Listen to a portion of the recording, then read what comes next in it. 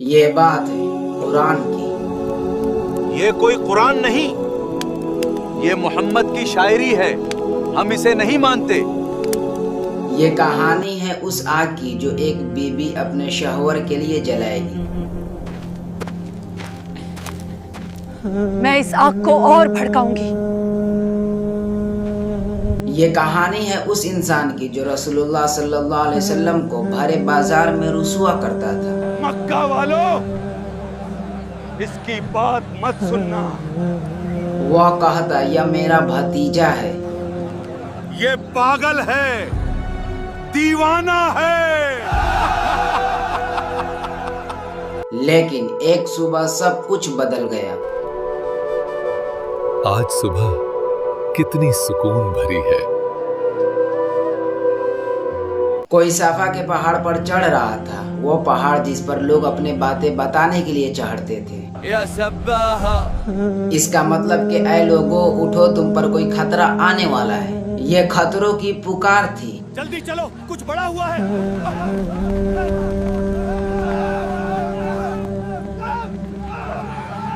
لوگ جمع ہو گئے۔ کیا ہوا ہے؟ کیوں بلایا ہے؟ پھر ایک سوال پوچھا گیا، اگر میں کہوں کہ پیچھے دشمن ہے، کیا تم یقین کرو گے؟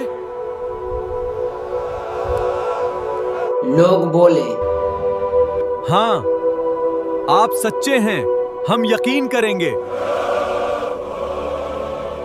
پھر انہوں نے سچ بتایا۔ ایک اللہ کی عبادت کرو، عذاب سے بچو۔ ایک ایسی لمحہ جب پورا مکہ حیران رہ گیا۔ یہ کیا کہہ رہے ہیں؟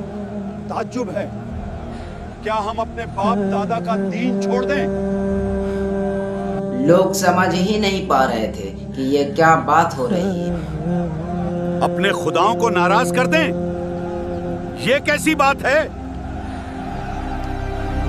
اور تبھی بھیڑ سے ایک آواز اٹھی، وہ آواز ابو لہب کی تھی۔ تبن لک، کیا اسی لیے بلایا تھا؟ یہی سے ہوا ظلم کی شروعات۔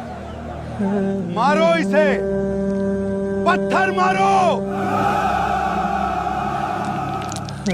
لیکن ابھی ایک راز چھپا ہوا تھا۔ اللہ نے اپنے نبی کو یہ بات نہیں بتائی۔ اگر یہ بات اس وقت بتا دی جاتی تو لوگ کہتے اپنوں کی برائی کرتا ہے۔ اپنوں کی برائی کرتا ہے،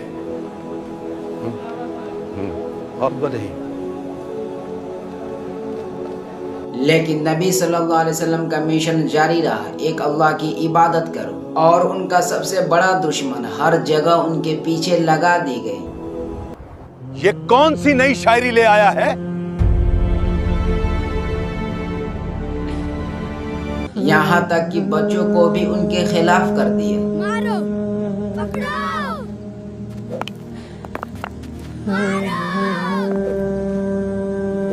اور اس کی بیوی اس سے بھی آگے نکل گئی اور لوگوں سے کہتی رہی،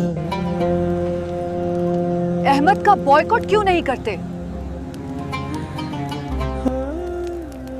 حد تو تب ہوئی جب اس نے اپنے دونوں بیٹوں کو اپنی بیویوں سے طلاق دینے کا حکم دیا، کیونکہ اس کی دونوں بیویاں نبی صلی اللہ علیہ وسلم کی بیٹیاں تھیں، امی کلثوم اور حضرت رقیہ رضی اللہ تعالیٰ عنہ۔ اگر طلاق نہیں دیا تو تمہارا چہرہ مجھ پر حرام نہیں۔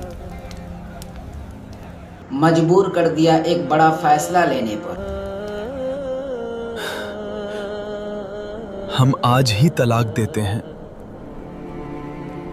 ظلم رکنے کا نام ہی نہیں لے رہا تھا۔ ابو لہب کا ظلم میں کوئی کمی نہیں تھا، اور وہ ہر جگہ لوگوں کو بھڑکاتا۔ مکہ والو،